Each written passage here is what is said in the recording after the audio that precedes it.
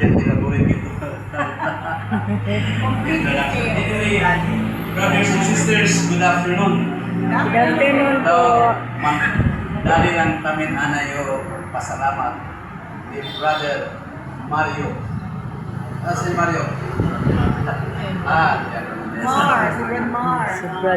Brad Mar Lapping for leading us into a powerful prayer, opening prayer, and even the group of the music ministry. Because this prayer or their prayers, our prayers, is for our talk this afternoon. Repentance and faith. Repentance and faith, it means that we are trying to clean our heart so that this heart of ours na Diyos dinis namin corazon ay para doon Lord continue namin kita with relasyon. Nawala, brothers and sisters, siguro hostiles kasagot ko dito sa iyo. Because kalimot na ko sa mga English or English o Chapakano. Happy ni si Brad? Tagalog po. Okay. So, Tagalogin ko kunti. Okay, Brad?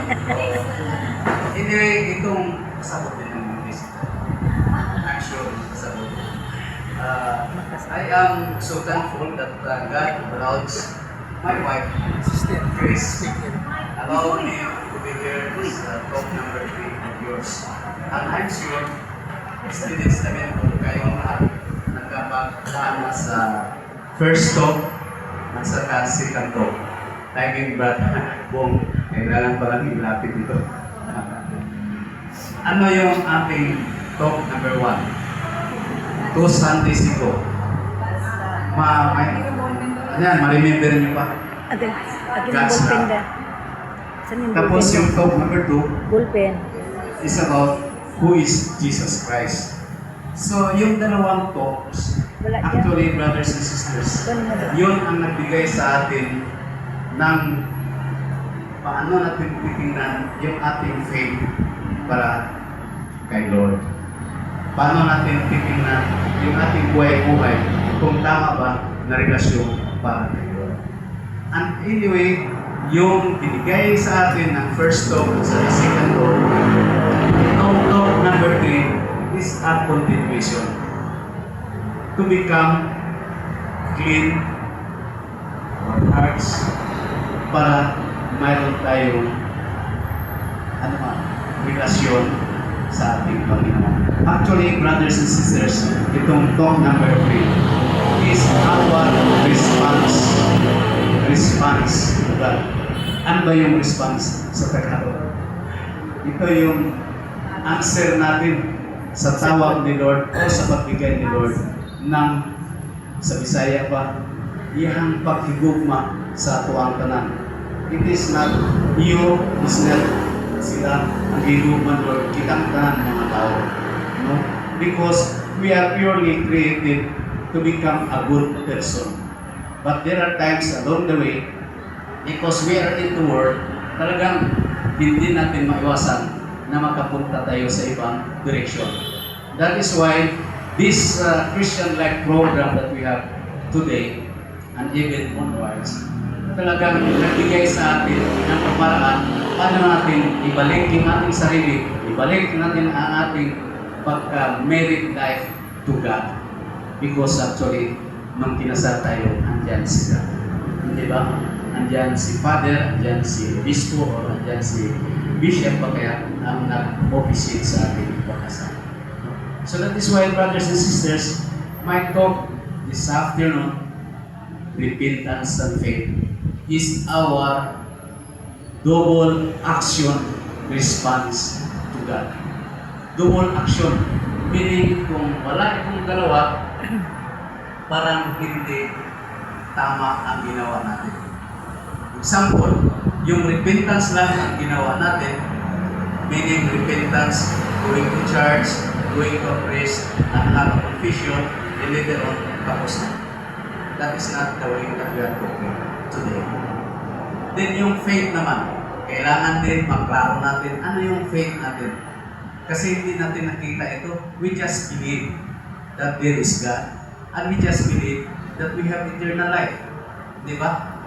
Ito ba ang iniisip natin sa buhay natin, sa ating pamilya o sa ating sarili? Na one day, hindi natin alam, because just like me, kung nagpunas pa tapos na during the early years. Anyway, brothers and sisters, ang unahin ko ngayon is my story about transforming my life. But before I will start my story, because nakalagay ito sa ating tawag na handouts, talagang magbigay muna ako ng story. But before that, ipakilala ko muna sa inyo yung pinakamahal kong asawa, magandang asawa, batang-bata pang asawa. She is 5 years, ano yung sabi nila, bata sa akin. Si Chris Martin. At magbigay din sa inyo ng talk mamaya. After mine, or after my talk, siya rin ang susunod. So, ang sa akin naman mga kapatid, bakit pinakilala ko sa inyo? Because he is the very person in my life that helps me transform myself, that helps me cleanse my heart, so that I will become a true worker of the vineyard of God. Alam nyo, hindi siguro na or nasabi ni Brad Bing na we joined in 1996. So ilang taon na ngayon? More or less 30 years. We are 30 years here in the community of Gospel Christ. Then we joined during the time, we are still 11 years of marriage. 11 pa na taon na kasal kami. But anyway, yung 11 years, talagang ang misis ko at even yung mga anak, hindi man siguro nagsakripisyo, but talagang nakaranas ng mga experience na hindi maganda. Because ako naman, sa bata pa, talagang mabait. Kayo naman siguro mabait yung mga bata kayo. Until sa time na nagkaedad, for me, dumating na ng college. Sa elementary grades, sa high school, talagang walang bisyo.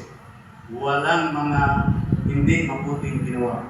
Because during the time, andyan pa ako sa ating mother at sa ating father. But during the time ng college, kasi malayo na sa bahay, malayo na sa aming parents, talagang doon ko na-start yung mga hindi magandang bisyo. Because yun ang sabi ko, in this world, maraming mga temptasyon, maraming mga hindi mabuting ginagawa ng mga tao na pwede kong masabayan. At pwede sila ang magpasabay sa iyo.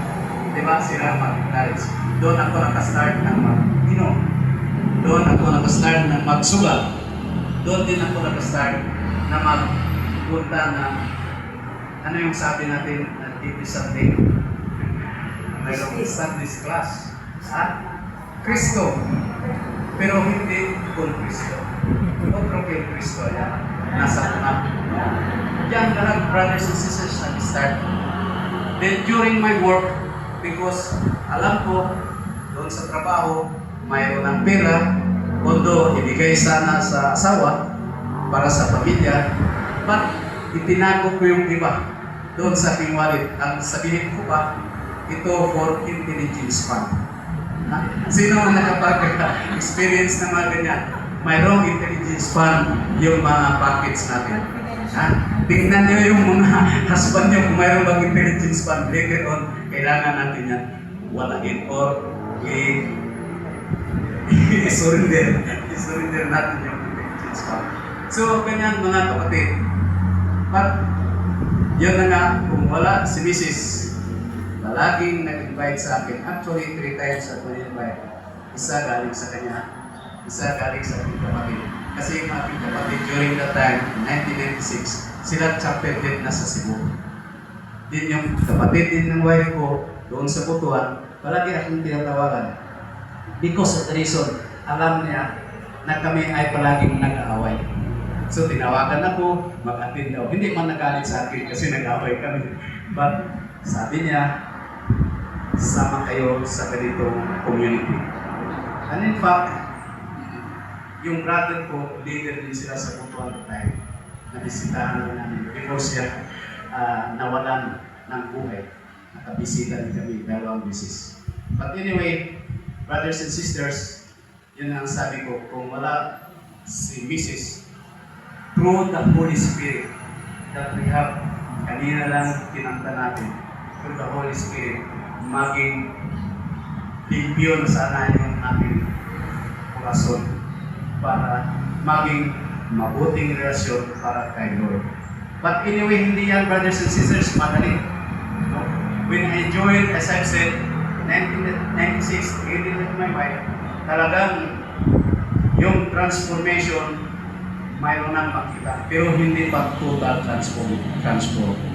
Meaning, andyan lang siguro sa 1/4. Pero nag-apply din ako, nagsiserve din sa community. That is why, during that time na sobrang service, mga about 2 to 3 years, talagang nag-request ako na lead sa community. Pwede ba yan? Mag-lead ka rin para kay Lord, sabi ng leader natin. But tinuloy ko yung lead ng eskwela ng Maspira because I am connected with the government office and we need to have leveled up our qualification. That is why nag-eskwela ko ng about 3 years sa Maspira. Doon rin nakakuha ng mga experience na hindi mabuti para kay Lord. No, meaning sa doon na grupo, mga estudyante at saka professor. So, mayroong focus, nag-attend ako doon sa Lake for about 1 year, household building. But after that, nawala. That is why, pagkawala ko sa community focus to Christ, hinahinay rin bumalik doon sa ating gawin. That is why, brothers and sisters, lahat ng mga ginagawa ko, mayroong ding consequence na binigay si Lord. Pinahintulutan niya ako mag-eskwela because of the reason na my intention is to elevate myself sa higher position. But hindi binigay ni Lord. At ang nangyari pa, binigyan ako ng 2 beses na master. Yung mga ganyan, pinatulog ni Lord, yung mga ginagawa ko, sinabi din niya na hindi yun maganda. That is why 2 beses ako. But particularly, brothers and sisters, as of my pagbigay ng talk ngayon, I experience additional stroke. That is why I have 4 stroke. Sabi nila, parang 4 stroke engine ka naman. Yung mga 4 stroke ako ganito. But struggle talaga, brothers and sisters, para ma-transform yung buhay ko at saka yung pamilya ko. And I am glad because all my children before, 3 lang man sila, talagang sinasama ko sila sa Youth for Christ, Singers for Christ, and even sa Kids for Christ before. Then, later on, hindi ako nag-invite sa kanila na maging couples for Christ. But sila mismo ang nag-join. That is why, 3 anak ko ngayon, mayroon na silang respective husband kasi 2 babae at saka 1 lalaki. Mayroon silang asawa at mayroon na at mayroon na 8 ng grandchildren. 8 grandchildren out of 3